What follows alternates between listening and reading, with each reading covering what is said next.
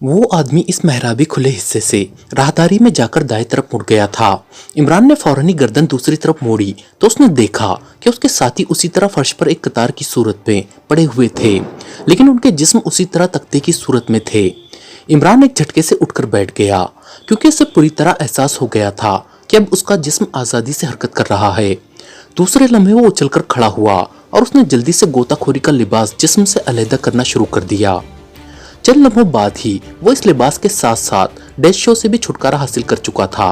उसी लम्हे उसे राहदारी में से आते हुए कदमों की आवाज सुनाई दी और इमरान बिल्ली की तरह दबे पांव उस मेहराबी खुले हिस्से की साइड में पहुंचकर दीवार के साथ लगकर खड़ा हो गया। कदमों की आवाजें अब करीब आ गई थी और चंद लम्हों बाद एक लंबा तड़ंगा सा आदमी जिसके कांधे से मशीन गन लटकी हुई थी मुड़कर उस कमरे में दाखिल हुआ। सामने उस लिबास को ढेर की सूरत में पड़े देखकर वो यकलक ठटक सा गया। ये वो ढेर था जो इमरान ने अपने जिस्म से अलहदा किया था। उसी लम्हे इमरान तेजी से आगे बढ़ा और उसने उस आदमी को यकलक झपटकर अपने सीने से जकड़ा और फिर उसी रफ्तार से वो पीछे दीवार की तरफ हटता गया। उसका एक बाजू उस आदमी के नाफ के गिर्द और दूसरा उसके मुंह पर सख्ती से जमा हुआ था और इस तरह इस आदमी का सर भी हरकत ना कर सकता था। उस आदमी ने इमरान को उछालने और अपने आप को छुड़ाने की बेहद कोशिश की, लेकिन इमरान के बाजुओं में आने के बाद तो गेंडे को भी हिलने में दिक्कत होती थी। उस नौजवान बेचारे ने क्या कर लेना था। इमरान ने नाव पर मौजूद बाजू को और ज्यादा सख्ती से भींच लिया और जब उस आदमी की इस्तरारी हरकत ढीली हुई तो इमरान ने यकलक उसके मुंह से हाथ हटाकर उसकी गर्दन के गिर्द बाजू डाल दिया। खबरदार, आवाज ना निकले वरना एक लम्हे में गर्दन तोड़ दूंगा, इमरान ने गुर्राते हुए कहा और साथ ही गर्दन पर मौजूद बाजू को जोर से झटका दिया। उस आदमी के हलक से गरगराहट की आवाज निकलने लगी और उसका जिस्म इमरान के बाजुओं में इस तरह तड़पने लगा जैसे मछली पानी से बाहर तड़पती है। इमरान ने बाजू को जरा सा ढीला किया तो उस आदमी का फड़कना भी कदरे कम हो गया। सुनो, मेरे साथ ताउन करोगे तो फायदों में रहोगे। बोलो, यहाँ इस हिस्से में तुम्हारे अलावा और कितने आदमी हैं? इमरान का लहजा बेहद सर्द था। उस आदमी ने मुंह से जवाब देने की बजाय इनकार में गर्दन हिलाई तो इमरान ने यकलक उस बाजू को जो उसने इसकी गर्दन के गिर्द जमाया हुआ था जोर से झटका दिया और वो आदमी एक बार फिर तड़पने लगा। इमरान ने एक और झटका दिया और उसके साथ ही इस आदमी का सर एक तरफ को ढलक गया और जिस्म यकलक ढीला पड़ गया। वो खत्म हो चुका था। इमरान ने उसे आगे की तरफ धकेला, लेकिन उससे पहले उसके कांधे से लटकी हुई मशीन गन उसने उतार दी। वो आदमी हल्के से धमाके से कालीन पर औंधे मुंह गिर पड़ा। उसी लम्हे इमरान ने देखा कि उसके सारे साथी फर्श पर खड़े अपने जिस्मों से गोताखोरी का लिबास उतारने की जद्दोजहद में मसरूफ थे। जल्दी करो, ये लिबास और ये लाश सबको एक कोने में डाल दो, मैं जरा इस हिस्से को चेक कर लूं, इमरान ने आहिस्ता से कहा और उसी लम्हे उसे एक और ख्याल आया तो वो बुरी तरह चौंक पड़ा। उससे वाकई हिमाकत हो गई थी। वो इस वक्त वाटर पावर के हेडक्वार्टर में मौजूद था, जहां इंतहाई जदीद तरीन मशीनरी नस्ब थी। हो सकता है उसकी आवाज या हरकत को मार्क किया जा रहा हो और किसी भी लम्हे अचानक उन पर कयामत टूट पड़े। उसे इस रेस पिस्टल का ख्याल ही ना आया था और ये वाकई उसकी हिमाकत थी, लेकिन इस ख्याल के आते ही उसने बिजली की सी तेजी से कोट की अंदरूनी जेब से वो छोटा सा नीले रंग का पिस्तौल नुमा आला निकाला और उसकी रेंज चूंकि खासी वसी थी, इसलिए इमरान को इस बात की फिक्र ना थी कि इन रेस से कोई मशीन बचकर ना रह जाए। पिस्टल का रुख उसने राहदारी की तरफ करके उसका ट्रिगर दबा दिया। पिस्टल में से हल्की सी कटाक की आवाज निकली और साथ ही हल्के नीले रंग के धुएं का एक भभका सा बरामद हुआ जो चंद लम्हों में ही गायब हो गया। इमरान ने पिस्टल को वापस जेब में रख लिया। अब वो उस फायरिंग मशीनरी की तरफ से मुतमईन हो गया था। फिर वो मशीन गन उठाए आगे बढ़ा। राहदारी में पहुंचकर उसने उस तरफ देखा जिधर वो आदमी गया था तो आगे जाकर राहदारी बंद हो गई थी, जबकि साइड पर ऐसा ही एक और मेहराबी दरवाजा था। इमरान ने दूसरी तरफ देखा तो राहदारी बंद थी और उसमें कोई दरवाजा ना था। इमरान मुतमईन होकर दूसरे मेहराबी दरवाजे की तरफ बढ़ गया। आहिस्ता आहिस्ता आगे बढ़ता हुआ वो उस खुले दरवाजे के करीब पहुंचकर रुक गया। उसने पहले जरा सा झांककर अंदर देखा तो ये एक आम सा दफ्तरनुमा कमरा था जिसमें एक मेज और उसके पीछे कुर्सी रखी हुई थी, लेकिन जिस चीज को वो देखकर चौंका था वो एक दीवार के साथ नस्ब बड़ी सी मशीन थी। ये मशीन चल रही थी और इस मशीन को चलते हुए देखकर ही वो चौंका था कि रेस फायर करने के बावजूद ये मशीन क्यों चल रही है। इसकी दो ही वजह हो सकती है कि या तो इन रेस ने किसी वजह से काम नहीं किया या फिर इस मशीन का ताल्लुक एटॉमिक बैटरियों से ना होगा। कमरा चूंकि खाली पड़ा था, इसलिए इमरान तेजी से आगे बढ़ा और उस मशीन के सामने जाकर खड़ा हो गया। वो गौर से इस मशीन को देख रहा था।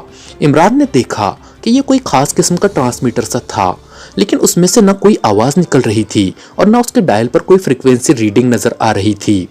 अलबत्ता वो छोटे छोटे बल्ब जो डायल के ऊपर लगे हुए थे मुसलसल जल बुझ रहे थे, जिससे जाहिर होता था कि ये मशीन ऑन है। इमरान गौर से मशीन को देखता रहा और फिर उसने हाथ बढ़ाकर उन बल्बों के नीचे लगे हुए एक बड़े से बटन को प्रेस कर दिया। दूसरे लम्हे मशीन में से हल्की सी सीटी की आवाज बुलंद हुई और उसके साथ ही डायल पर मौजूद दो मुख्तलिफ रंगों की सुइयां एक दूसरे से मुखालिफ सिमत में आगे बढ़ने लगी और फिर वो एक दूसरे के ऊपर आकर रुक गई। इसके साथ ही सीटी की आवाज की बजाय एक इंसानी आवाज मशीन से बरामद होने लगी। वो वाकई अली इमरान है, ओवर, आवाज कह रही थी। दोस्तों, ब्लैक पागोस का सिलसिला जारी रहेगा, लेकिन उससे पहले अगर आप हमारे चैनल पर नए हैं या अब तक आपने हमारे चैनल को सब्सक्राइब नहीं किया है तो चैनल को सब्सक्राइब करें और वीडियो को लाइक ज़रूर करें। शुक्रिया। और इमरान ये बात सुनकर चौंक पड़ा। उसी लम्हे उसके पीछे उसके साथी भी पहुंच गए। इमरान ने मुड़कर होठों पर उंगली रखकर उन्हें खामोश रहने का इशारा किया। अच्छा, तफसील बताओ कर्नल कॉड्रो। पूरी तफसील, ओवर। एक और भारी आवाज सुनाई दी और इमरान समझ गया कि पहली बात करने वाला इस हेडक्वार्टर का चीफ कर्नल कॉट्रो है। और फिर उस कर्नल कॉट्रो ने इमरान के हेडक्वार्टर पहुंचने और कंप्यूटर तस्दीक तक पूरी तफसील बताई और इमरान के लबों पर हल्की सी मुस्कुराहट रेंग गई, क्योंकि इस रिपोर्ट ने उसके तमाम खदशात की तस्दीक कर दी थी कि हेडक्वार्टर को गुडमैन और पाटला के बारे में पूरा इल्म होगा। इस वजह से उसने लाशों वाला चक्कर चलाया था और अब वो अपने कानों से सुन रहा था कि उसका ख्याल दुरुस्त था। कर्नल कॉट्रो और दूसरे आदमी के दरमियान बातचीत होती रही। इस बातचीत का मरकज इमरान की जात थी। फिर उसे पता चल गया कि कर्नल कॉट्रो सर लॉरेंस से बात कर रहा है और ये नाम सामने आते ही वो सारी बात समझ गया। उसे पहले से इत्तला थी कि क्रीमिया का ये इंतहाई दौलतमंद यहूदी मुसलमानों के खिलाफ साजिशें करता रहता है, लेकिन अब तो उस बात की बाकायदा तस्दीक हो गई थी कि इस वाटर पावर तंजीम के पीछे भी उसका हाथ है, क्योंकि चीफ जिस मुअद्दबाना अंदाज में रिपोर्ट दे रहा था, जाहिर है वो उससे भी कोई बड़ा ओहदेदार होगा। म्यूजियम में नहीं, इनकी लाशें इजराइल के बड़े चौक पर फांसी पर लटकाई जाएंगी और हमेशा हमेशा के लिए वहां लटकी रहेंगी, ताकि यहूदी उनकी लाशों पर थूकते रहें। और सुनो, तुम्हें भी यहूदियों की तरफ से इसराइल में ही इस कारनामे पर तमगा यहूदा दिया जाएगा, वो तमगा जो आज तक किसी को नहीं मिला। सर लॉरेंस की इंतहाई जज्बाती आवाज सुनाई थी। ये इमरान और उसके साथियों की लाशों की बात हो रही थी और इमरान के होंठ भींच गए। उसी लम्हे मेज पर पड़े हुए टेलीफोन की घंटी बज उठी और इमरान ने जल्दी से ट्रांसमीटर ऑफ किया और फिर रिसीवर उठा लिया। हेलो करामन, मैं मार्क बोल रहा हूँ, लाशों की क्या पोजीशन है? दूसरी तरफ से एक उलझी हुई आवाज सुनाई दी। पड़ी है, इमरान ने भींची भींची आवाज में मुख्तसर सा जवाब दिया, क्योंकि उस करामन की तो उसने आवाज ही ना सुनी थी, इसलिए वो उसकी नकल कैसे करता। अच्छा, दूसरी तरफ से कहा गया और इसके साथ ही राब्ता खत्म हो गया। इमरान ने रिसीवर रख दिया और एक बार फिर ट्रांसमीटर ऑन करने के लिए हाथ बढ़ाया। बटन दबते ही सर लॉरेंस की आवाज ट्रांसमीटर से निकली। तुमने काम ही ऐसा किया है। बहरहाल, मैं अभी हनूत करने वाले माहिरीन से राब्ता कायम करके स्पेशल फ्लाइट पर तुम्हारे हेडक्वार्टर पहुंच रहा हूँ।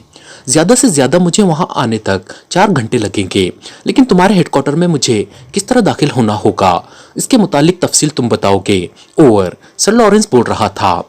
आप ब्लैक पागोस पहुंचकर मुझे हेडक्वार्टर की फ्रीक्वेंसी पर कॉल करें। मैं खुसूसी लॉन्च साहिल पर भिजवा दूंगा, जो आपको और आपके साथियों को लेकर आ जाएगी। ओवर, कर्नल कॉट्रो की आवाज सुनाई दी। ठीक है, मैं कॉल कर लूंगा। Over and all, sir Lawrence ने कहा और इसके साथ ही मशीन में से आवाज निकलनी बंद हो गई और फिर एक धमाके से मशीन मुकम्मल तौर पर ऑफ हो गई। इमरान एक तवील सांस लेकर पीछे खड़े अपने साथियों की तरफ मुड़ा ही था कि यकलख्त ऊपर छत से तेज सुर्ख रंग की रोशनी से चमकी और इसके साथ ही इमरान को यूं महसूस हुआ जैसे पलक झपकने में उसकी आंखों के सामने सियाह चादर सी फैल गई हो। उसका जहन भी बिल्कुल उस तरह तारीक हो गया था जैसे कैमरे का शटर अचानक बंद हो जाता है। मार्क मशीन रूम में अपने कैबिन में बैठा ट्रांसमीटर के जरिए होने वाली चीफ कर्नल कॉट्रो और सर लॉरेंस की गुफ्तगू सुन रहा था। हेडक्वार्टर में हिफाजती इंतजामात की वजह से ऐसा सिस्टम एडजस्ट किया गया था कि हर सेक्शन में ट्रांसमीटर का एक ऐसा सेट नस्ब कर दिया गया था जिस पर हेडक्वार्टर में बाहर से होने वाली कॉल को सुना जा सकता था। बस शर्त यह कि अगर कोई सुनना चाहे। इस सूरत में उसे मशीन को बकायदा ऑन करना पड़ता था। अलबत्ता ट्रांसमीटर कॉल शुरू होते ही मशीन पर नस्ब दो छोटे बल्ब जल बुझकर ये बताना शुरू कर देते थे कि हेडक्वार्टर के मेन ट्रांसमीटर पर बातचीत हो रही है। ऐसा इसलिए किया गया था कि इस तरह हेडक्वार्टर में मौजूद कोई भी शख्स किसी गलत आदमी के साथ कॉल मिलाकर बातचीत ना कर सकता था। उसे यकीनन ये खतरा रहता था कि उसकी बातचीत कहीं ना कहीं सुनी जा सकती है। मार्क अपने कमरे में नस्ब इस मशीन के जरिए ही कर्नल कॉर्टरो और सर लॉरेंस के दरमियान होने वाली बातचीत सुन रहा था। उसे ये बातचीत सुनने का तजस्सुस इसलिए पैदा हुआ था कि शायद कर्नल कॉर्टरो चेयरमैन से उस इमरान और उसके साथियों के खात्मे के सिलसिले में उसकी खिदमत का भी जिक्र करे। लेकिन चूंकि अभी इब्तिदाई बातचीत हो रही थी इसलिए वो खामोश बैठा हुआ था। अपने सामने मेज पर मौजूद बड़ी सी मशीन पर उसकी नजरें जमी हुई थी, क्योंकि हेडक्वार्टर में चलने वाली तमाम मशीनरी को यही मशीन कंट्रोल भी कर रही थी और अपनी कंट्रोलिंग पोजीशन भी साथ साथ वाज़ेह कर रही थी। हॉल कमरे में चलने वाली मशीनरी की हल्की हल्की गूंज भी उसके कानों तक पहुंच रही थी कि यकलक धमाका सा हुआ और कुर्सी पर बैठा हुआ मार्क इस कदर बौखलाए हुए अंदाज में उछला कि कुर्सी समेत नीचे गिरते गिरते बचा। उसकी आंखें शदीद तरीन हैरत से उबलकर तकरीबन हलकों से बाहर निकल आई थी, क्योंकि कंट्रोलिंग मशीन का तकरीबन 3/4 हिस्सा धमाके के साथ तारीक हो चुका था और हॉल में मौजूद मशीनों की गूंज भी खत्म हो गई थी, जबकि ट्रांसमीटर मशीन पर होने वाली बातचीत वैसे ही जारी थी। मार्क उछलकर कमरे से बाहर हॉल की तरफ भागा। हॉल में भी यही पोजीशन थी। 12 मशीनों में से सिर्फ 2 मशीनें चल रही थी और बाकी बंद हो चुकी थी। ओ, एटॉमिक बैटरी से चलने वाली सारी मशीनरी बंद हो गई है। सिर्फ जनरेटर से पैदा की जाने वाली बिजली से चलने वाली मशीनरी काम कर रही है। इसका मतलब है कि एटॉमिक बैटरियों में कोई नुक्स पड़ गया है। ओ, वेरी बैड, मार्क ने बड़बड़ाते हुए कहा और फिर वो तेजी से बैरूनी दरवाजे की तरफ लपका। लेकिन दरवाजे तक पहुंचते पहुंचते उसे एक और ख्याल आया, तो वो तेजी से वापस शीशे वाले कमरे की तरफ पलट पड़ा। ये कैसे मुमकिन है कि एटॉमिक बैटरियां फेल हो जाए? ऐसा तो हो ही नहीं सकता खुदकार कंप्यूटर की मौजूदगी में। लेकिन कंप्यूटर भी बंद है, कहीं कोई तकरीबकारी तो नहीं हुई। कमरे की तरफ भागते हुए उसने खुदकलामी के से अंदाज में कहा। उसके जहन में तकरीबकारी का ख्याल आते ही फौरन इमरान और उसके साथियों की लाशों का ख्याल आया था और वो लाशऊरी तौर पर दरवाजे से ही पलट आया था। ट्रांसमीटर पर कर्नल कॉर्टरो और सर लॉरेंस की गुफ्तगू जारी थी, क्योंकि ट्रांसमीटर सिस्टम इलेक्ट्रिकल था, बल्कि हेडक्वार्टर का तकरीबन सारा आम निज़ाम बिजली से चलता था, जिसे बड़े बड़े जनरेटर मुसलसल पैदा करते रहते थे। तमाम हिफाजती और फायरिंग मशीनरी एटॉमिक बैटरियों से चलती थी, ताकि अगर इलेक्ट्रिक किसी भी वजह से फेल हो जाए तो इस मशीनरी पर कोई असर न पड़े। उसने जल्दी से मेज पर रखे हुए इंटरकॉम का रिसीवर उठाया और फिर एक बटन प्रेस कर दिया। चंद लम्हों बाद दूसरी तरफ से रिसीवर उठा लिया गया। हेलो क्रामन, मैं मार्क बोल रहा हूँ। लाशों की क्या पोजीशन है? मार्क ने उलझे हुए लहजे में कहा। पड़ी है, दूसरी तरफ से कहा गया और मार्क ने बौखलाए हुए अंदाज में रिसीवर रखा और फिर वापस दरवाजे की तरफ दौड़ पड़ा। मेरा अपना दिमाग माउफ हो गया है, भला लाशें क्या तकरीबकारी कर सकती हैं? मार्क ने होंठ भींचते हुए कहा और फिर वो मशीन रूम से निकलकर राहदारी में दौड़ता हुआ आखिरी सिरे पर मौजूद एक छोटे से कमरे में गया और उसने कमरे का दरवाजा बंद करके दरवाजे के साथ लगा हुआ एक बटन दबा दिया। दूसरे लम्हे कमरा किसी लिफ्ट की तरह तेजी से नीचे होता गया। कुछ देर बाद उसकी हरकत रुकी तो मार्क दरवाजा खोलकर बाहर आ गया। ये एक बड़ा हॉल सा कमरा था, जिसके अंदर एक लंबी सी दीवार के साथ वो खुदकार कंप्यूटर निस्ब था और दूसरी तरफ 4 बड़ी बड़ी सुर्ख रंग की एटॉमिक बैटरियां मौजूद थी, जिनके ऊपर दीवार के साथ एक मशीन नस्ब थी। कंप्यूटर भी बंद हो चुका था और ये मशीन भी। मार्क तेजी से उस मशीन की तरफ बढ़ा और गौर से उसके एक डायल को देखने लगा। दूसरे लम्हे उसने पहले तो दोनों हाथों से अपनी आंखों को जोर जोर से मला और फिर डायल को देखा, लेकिन फिर चौंक कर उसने अपने बाजू पर खुद ही चुटकी भरी और तकलीफ की वजह से उसके मुंह से सिसकारी सी निकल गई। ये कैसे मुमकिन है? क्या मैं पागल हो गया हूँ? मार्क वाकई हिज़यानी अंदाज में चीख पड़ा। उसकी पटी पटी आंखें मशीन के एक डायल पर जमी हुई थी, जो एटॉमिक बैटरी की पावर एनर्जी को जाहिर करता था। उस डायल के मुताबिक तमाम बैटरियां फुल एनर्जी की हामिल थी, लेकिन ये एनर्जी आगे ना जा रही थी। हालांकि कोई ऐसी बात भी ना थी जो इस एनर्जी को आगे बढ़ने से रोक सकती थी। उसी लम्हे उसके जहन में यकलक इस तरह एक ख्याल आया जैसे गहरे बादलों में बिजली चमकती है, और वो बुरी तरह उछल पड़ा। इस वक्त तो बदहवासी में उसे उस बात का ख्याल ना आया था, लेकिन अब जैसे ही ये ख्याल आया वो वाकई पागलों की तरह नाच उठा। उसने करामन की जो आवाज़ सुनी थी वो बिल्कुल ही करामन से मुख्तलिफ थी। करामन जिसकी ड्यूटी लाशों वाले हॉल में लगाई गई थी, इसलिए उसने बेल होते ही फौरन इंटरकॉम उठा लिया था। हालांकि इससे पहले जब उसने एक मसले के लिए उसे कॉल किया था तो करामन ने काफी देर बाद कॉल अटेंड की थी। उस वक्त मार्क ने पूछा भी था कि उसने कॉल अटेंड करने में इतनी देर क्यों लगाई है, तो करामन ने यही जवाब दिया था कि लाशों वाले हॉल से दफ्तर तक आने में जाहिर है वक्त लगता था। ओ, ये क्या चक्कर हो सकता है, मार्क ने कहा और एक बार फिर भागता हुआ वो लिफ्ट नुमा कमरे में दाखिल हुआ और फिर लिफ्ट के जरिए वो जैसे ही पहले वाली राहदारी में पलटा वो बेतहाशा भागता हुआ मशीन हॉल में दाखिल हुआ। शीशे वाले कमरे के खुले दरवाजे से ट्रांसमीटर पर होने वाली गुफ्तगू अभी भी जारी थी, लेकिन मार्क को अब इस गुफ्तगू के सुनने का कोई होश ही ना था। मशीन रूम का इंचार्ज वही था और जिस तरह मशीनरी अचानक फेल हुई थी जाहिर है इसकी तमाम तर जिम्मेदारी उसी पर आती थी। हॉल में दाखिल होते ही वो तेजी से एक कोने में मौजूद मशीन की तरफ बढ़ गया। यह हेडक्वार्टर चेकिंग व्यू मशीन थी। चूंकि यह इलेक्ट्रिकल थी इसलिए वो चल रही थी। मार्क ने जल्दी से उस मशीन के मुख्तलिफ बटन दबाने शुरू कर दिए। मशीन पर मौजूद स्क्रीन रोशन हो गई और फिर एक बटन दबाते ही धमाके से उस पर उस हॉल का मंजर उभर आया जिसमें लाशें पड़ी हुई थी। लेकिन ये मंजर देखते ही वो एक बार फिर पागलों के से अंदाज में नाच उठा, क्योंकि उसे हॉल के दरमियान में पड़ी हुई लाशों की बजाय उन लाशों पर मौजूद गोताखोरी के लिबासों का ढेर हॉल के एक कोने में पड़ा नजर आया और उसके साथ ही करामन की मसकशुदा लाश पड़ी भी वाज़ेह तौर पर नजर आ रही थी। करामन की नाक और मुंह से खून निकलकर उसके चेहरे के निचले हिस्से पर टोड़ी तक फैला हुआ था और चेहरा इस तरह मसक था जैसे उसे इंतहाई तशद्दुद से हलाक किया गया हो।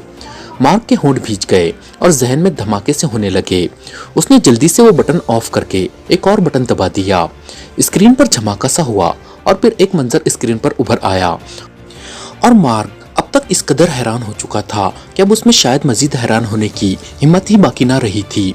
इसलिए उसके सिर्फ पहले से भीजे हुए होंठ मजीद भीज गए, क्योंकि मंजर पर करामन का दफ्तर नजर आ रहा था जिसमें वो इमरान और उसके साथी बड़े इत्मीनान से खड़े नजर आ रहे थे।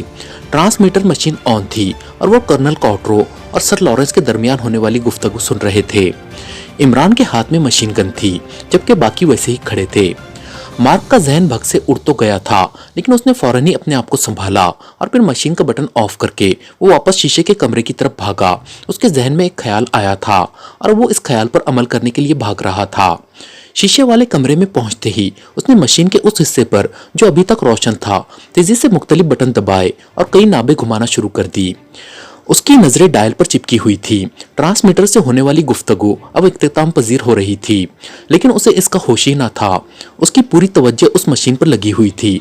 फिर उस मशीन पर जैसे ही एक नीले रंग का बल्ब जला उसने हाथ खींच लिया और गौर से उस बल्ब के नीचे लगे हुए डायल को देखने लगा। उसी लम्हे उसके कानों में ट्रांसमीटर से ओवर एंड ऑल की आवाज पड़ी और उसके साथ ही ट्रांसमीटर खामोश हो गया। मार्क ने हाथ बढ़ाकर उस नीले बल्ब के नीचे मौजूद डायल के दाएं तरफ बाहर को उभरे हुए एक बटन को पूरी कुव्वत से दबा दिया। बटन दबते ही फौरन वो नीला बल्ब बुझ गया और मशीन में से तेज सीटी की आवाज एक लम्हे के लिए निकली और फिर बंद हो गई। मार्क ने एक तवील सांस लेते हुए दोबारा बटन ऑफ करने शुरू कर दिए। फिर उसने जल्दी से मेज पर रखे इंटरकॉम का रिसीवर उठाया और 2 नंबर प्रेस कर दिए। यस, जल्दी ही दूसरी तरफ से रिसीवर उठा लिया गया और कर्नल कॉट्रो की आवाज सुनाई दी। बॉस, मैं मार्क बोल रहा हूँ, आप फौरन मशीन रूम में आ जाएं, लाशें जिंदा हो गई है। मार्क ने बुरी तरह बौखलाए हुए लहजे में कहा। लाशें जिंदा हो गई हैं? क्या मतलब? दूसरी तरफ से कर्नल कॉट्रो की हैरत भरी आवाज सुनाई दी।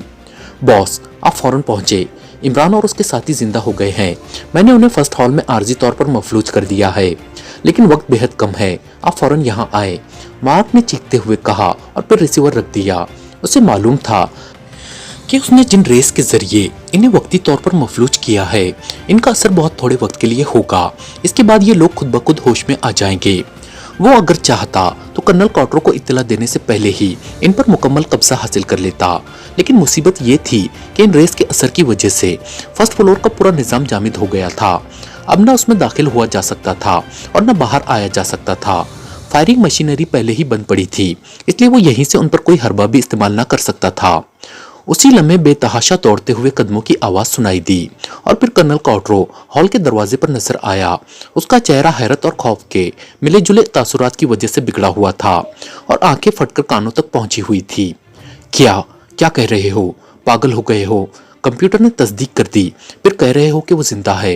कर्नल कॉट्रो ने हॉल के दरवाजे से ही चीखते हुए कहा और साथ ही वो बेतहाशा दौड़ता हुआ कमरे के अंदर पहुंच गया। वो शिद्दत, जज्बात और तेज दौड़ने की वजह से बुरी तरह हाँफ रहा था। मैं दुरुस्त कह रहा हूँ, आइए मैं आपको दिखाऊं, मार्क ने कहा और फिर वो कर्नल कॉटरो को लेकर हॉल में मौजूद उस मशीन पर पहुंचा जिसने उससे पहले चेकिंग की थी। उसने उसके बटन एक बार फिर दबाने शुरू किए और फिर स्क्रीन पर एक मंजर उभरा। तो जिस तरह मार्क पहले उछला था, इस तरह कर्नल कॉटरो भी बेख्तियार उछल पड़ा, क्योंकि स्क्रीन पर एक हॉल कमरे का मंजर नजर आ रहा था जिसके एक कोने में गोताखोरी के मखसूस लिबासों का ढेर पड़ा था और उसके साथ फर्स्ट फ्लोर के ऑपरेशन इंचार्ज करामन की लाश पड़ी हुई थी। ओह, ये कैसे मुमकिन है? आखिर कैसे मुमकिन है? कर्नल कॉटरो ने हिजियानी अंदाज में चीखते हुए कहा, लेकिन मार्क ने दोबारा बटन दबाने शुरू कर दिए और चंद लम्हों बाद स्क्रीन पर करामन के दफ्तर का मंजर उभरा। वहां फर्श पर टेढ़े मेढ़े अंदाज में इमरान और उसके साथी पड़े हुए थे। उनमें से इमरान और मादाम जाशी का चेहरा साफ नजर आ रहा था, बाकी 3 मर्दों के चेहरों की सिर्फ साइड नजर आ रही थी। क्या ये फिर मर गए हैं? कर्नल कॉटरो ने कहा। नहीं जनाब, सिर्फ बेहोश है, वो भी आर्जी तौर पर, ज्यादा से ज्यादा आधे घंटे के लिए, मार्क ने जवाब दिया।